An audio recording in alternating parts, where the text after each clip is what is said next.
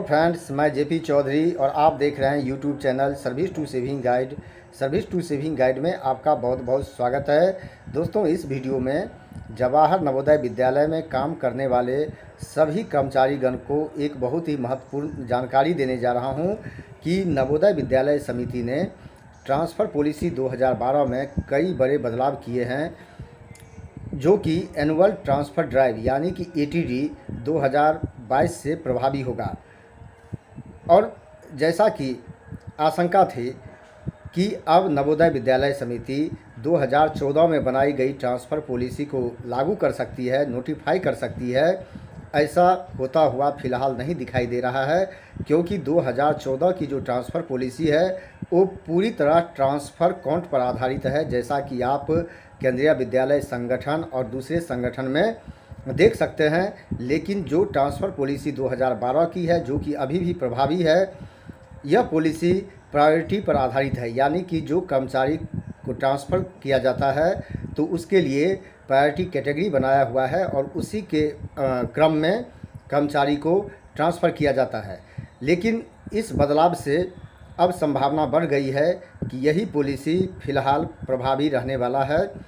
और इसमें जो बदलाव लाया गया है वो नवोदय विद्यालय समिति की जो एग्जीक्यूटिव कमेटी है उसकी भी सहमति ले ली गई है, यानी कि अब नोटिफाई होना या ऑर्डर के रूप में इसे जारी करना बच गया है। बाकी जो फॉर्मेलिटी है वो लगभग पूरा हो गया है। इसीलिए जो मैं आपको बताने जा रहा हूँ उसमें थोड़ा बहुत फेरबदल होने की संभावना है, और बाकी तो 2022 के जो नोटिफिकेशन होगा उसके साथ ही इस गाइडलाइन को भी जारी कर दिया जाएगा। तो दोस्तों, यहाँ सबसे पहले समिति ने इसके पीछे क्या तर्क दिया है तो उससे मैं आपको अवगत कराने जा रहा हूँ। समिति ने ये कहा है कि जिस समय में ट्रांसफ़र पॉलिसी 2012 लागू किया गया था, यानी कि नोटिफाई किया गया था, उस समय में जो स्कूल की संख्या थी वो 500 थी, जो कि अब बढ़ के 647 हो गई है। उसी तरह उस समय जो कर्मचारी की संख्या थी वो 15,000 के आसपास थी, जो कि अब बढ़कर 21,000 के आसपास हो गया है। तो एक ये वजह बताया है इसमें चेंज लाने का, और दूसरा वजह ये दिया है कि नवोदय विद्यालय समिति हर साल यानी कि वार्षिक स्थानांतरण से पहले गाइडलाइन जारी करती है नोटिफिकेशन के साथ। और जैसा कि नवोदय विद्यालय समिति ने 2015, 18, 19 में जारी किया है और उसके तहत बदलाव लाते रहते हैं, और जिसके कारण कई सारे डॉक्यूमेंट हो गया है ट्रांसफ़र पॉलिसी से संबंधित। तो एक तरफ समिति इसमें बदलाव लाने की कोशिश कर रही है और दूसरी तरफ जो पहले से गाइडलाइन जारी किया जा चुका है उसको कंसोलिडेट करने की कोशिश कर रही है। और साथ ही ये बदलाव लाने का मकसद है कि जो लोग प्रायोरिटी कैटेगरी में हैं और उसका मिसयूज कर रहे हैं उस पर रोक लगाना, और दूसरी तरफ जिनको समान अवसर नहीं मिला है उनके लिए समान अवसर उपलब्ध करवाना, ताकि वो भी अपने चॉइस प्लेस के लिए अप्लाई कर सके और वहाँ सर्व कर सके। तो आइए, अब वीडियो को आगे बढ़ाने से पहले मेरा एक रिक्वेस्ट है कि अगर अभी तक आपने मेरे channel service to saving guide को सब्सक्राइब नहीं किया है तो जल्दी से सब्सक्राइब कर ले, और वीडियो अच्छा लगे तो आप इसे ज़्यादा से ज़्यादा लाइक और शेयर ज़रूर करें। तो आइए, बिना टाइम वेस्ट किए जानते हैं कि ये क्या बदलाव है। जो पहला बदलाव है ये है कि जो अब कोई भी जो नवोदय विद्यालय के कर्मचारी हैं जिसका फ़िलहाल टेन्यूर 10 ईयर्स का होता है, यानी कि 10 ईयर्स अगर आप प्रायोरिटी कैटेगरी में नहीं आते तो आपका जब 10 ईयर्स पूरा हो जाता है एक प्लेस पर, तब आप ट्रांसफ़र के लिए अप्लाई कर सकते हैं और आपका ट्रांसफ़र किया जाता है। लेकिन उसे घटाकर अब 7 वर्ष करने की बात की गई है कि कर्मचारी चाहे तो 7 वर्ष के बाद ही रिक्वेस्ट ट्रांसफ़र के लिए अप्लाई कर सकता है और ट्रांसफ़र दिया जा सकता है। तो आपके मन में प्रश्न उठ रहा होगा, क्या टेन्योर 7 वर्ष कर दिया जाएगा? तो दोस्तों, ऐसा नहीं है, टेन्योर 7 वर्ष नहीं किया जाएगा। यह आपके सुविधा के लिए किया गया है, ताकि आप चाहें तो 7 वर्ष के बाद भी ट्रांसफ़र ले सकते हैं। लेकिन जहां तक वैकेंसी को डीम्ड दिखाने की बात है तो वो जब आपका 10 ईयर्स पूरा होगा, जैसा कि फ़िलहाल है, तभी उसको डीम्ड किया जाएगा, यानी कि 10 ईयर्स के बाद आपको डिस्प्लेस किया जाएगा। दूसरा जो प्रोविज़न है कि अभी तक जैसा कि पिछला अनुभव है कि जो lab attendant, electrician cum plumber, driver, cook, mess helper, चौकीदार कम स्वीपर, तो ये सब जितने हैं इसको भी डिस्प्लेस किया गया है पिछले ट्रांसफ़र में। और इसके पीछे समिति ने तर्क दिया है कि वो लोग लो पे स्ट्राटा से बिलोंग करते हैं, उनका पे लो है और अपने चूँकि उनका जो रिक्रूटमेंट होता है वो स्कूल लेवल पर ही होता है, तो दूसरे जगह सर्वाइव करना मुश्किल होता है। इसीलिए अब जो इस कैटेगरी के एम्प्लाई हैं उसका ट्रांसफ़र यानी कि नहीं किया जाएगा अगेंस्ट डिस्प्लेसमेंट वैकेंसी, यानी कि किसी कर्मचारी को डिस्प्लेस नहीं किया जाएगा। और ना तो जो कर्मचारी जहाँ भी कार्यरत हैं, यहाँ की पोस्टेड हैं, उसको ट्रांसफ़र किया जाएगा। लेकिन वह कर्मचारी अगर वहाँ से ट्रांसफ़र लेना चाहें तो अगर किसी जगह पर एक्चुअल वैकेंसी है तो वहाँ पर उनको ट्रांसफ़र दिया जा सकता है, ना कि किसी को डिस्प्लेस करके, यानी कि डिस्प्लेसमेंट का प्रोविज़न इस कैटेगरी के एम्प्लाई के लिए बिल्कुल ही ख़त्म कर दिया गया है।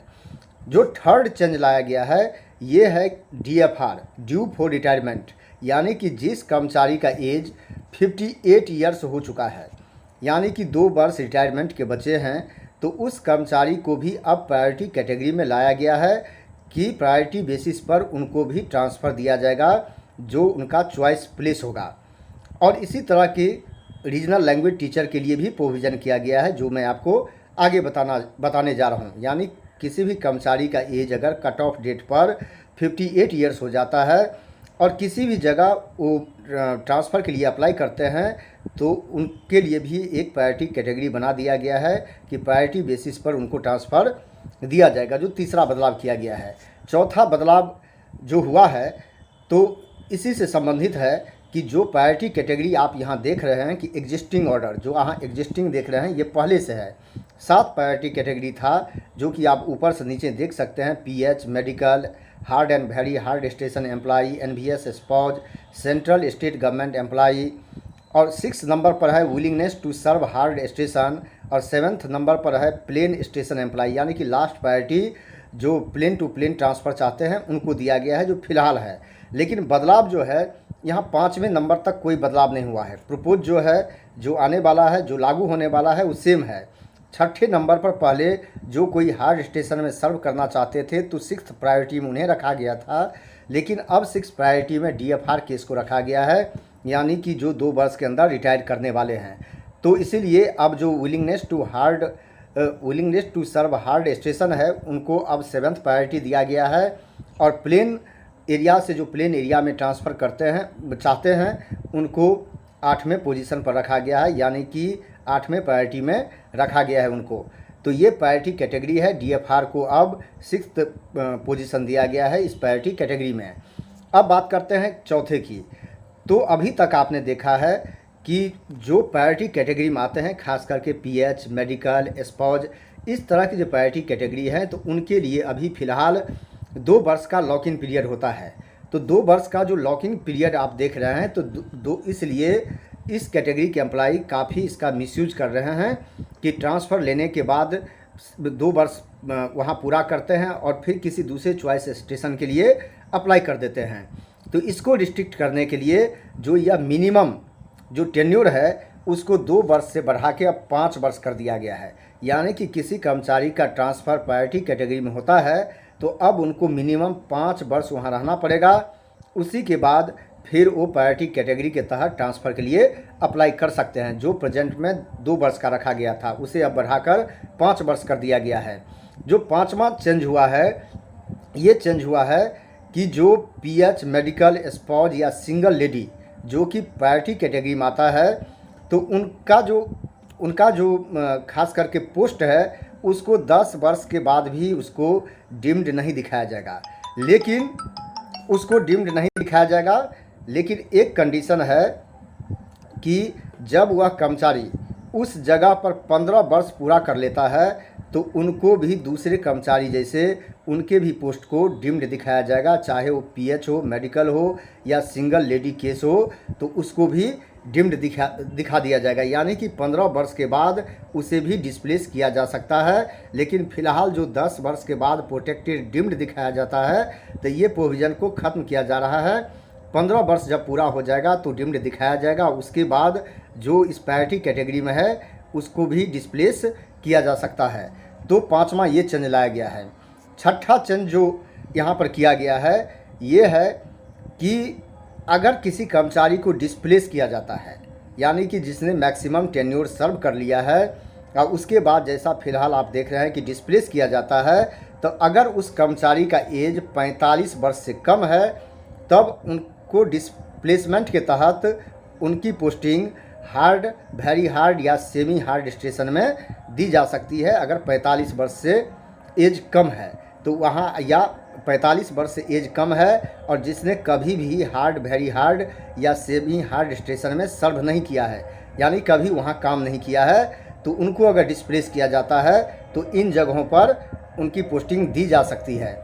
सातवां जो केस है होम टाउन पोस्टिंग की, तो जो अभी आपने देखा है कि ईसीपी है, ड्राइवर, कुक, मेस, हेल्पर या चौकीदार या जो सीसीएस कैटेगरी में आते हैं, तो उनका जो ट्रांसफ़र है वो होम डिस्ट्रिक्ट में किया जा सकता है। और इसके पीछे यही तर्क दिया है कि ये लोग काफ़ी, इनका पे लो होता है इनका, और इनका काम भी काफ़ी सेंसिटिव नहीं होता है जिससे एडमिनिस्ट्रेशन अफेक्ट हो सके। तो ये तर्क दिया है और इसी के आधार पर अब इस कैटेगरी के कर्मचारी चाहे तो होम टाउन में भी अपना ट्रांसफ़र ले सकता है। इसके लिए कोई अब रिस्ट्रिक्शन नहीं होगा।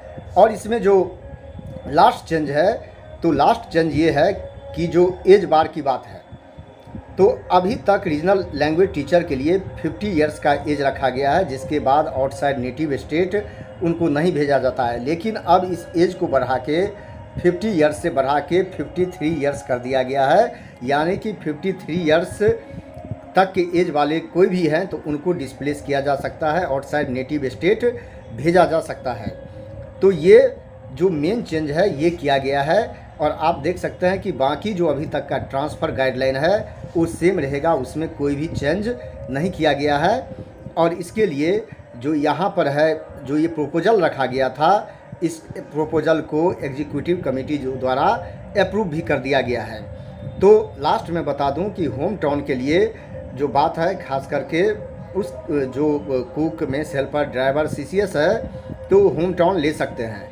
और जहाँ तक बात है डिस्प्लेसमेंट की, तो थोड़ा और क्लैरिफाई कर दूं कि कोई अगर प्रायोरिटी कैटेगरी में आता है तो 15 वर्ष पूरा होने पर, जैसे कि स्पाउस है या फिर मेडिकल केस है, तो इस केस में उस वैकेंसी को डिम्ड कर दिया जाएगा और डिम्ड होने के बाद डिस्प्लेस किया जा सकता है। लेकिन अगर डीएफआर केस है, 15 वर्ष पूरा भी हो गया है, तो उनको जनरली वहाँ से डिस्प्लेस नहीं किया जाएगा।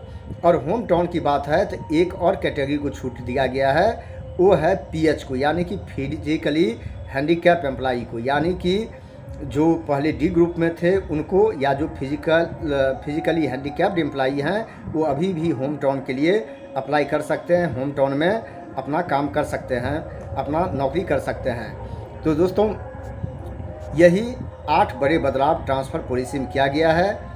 और मुझे पूरा विश्वास है कि आपको वीडियो अच्छा लगा होगा, जानकारी अच्छी लगी होगी। वीडियो अच्छा लगा तो आप इसे ज़्यादा से ज़्यादा लाइक और शेयर ज़रूर कीजिएगा। यह वीडियो देखने के लिए आपको बहुत बहुत धन्यवाद।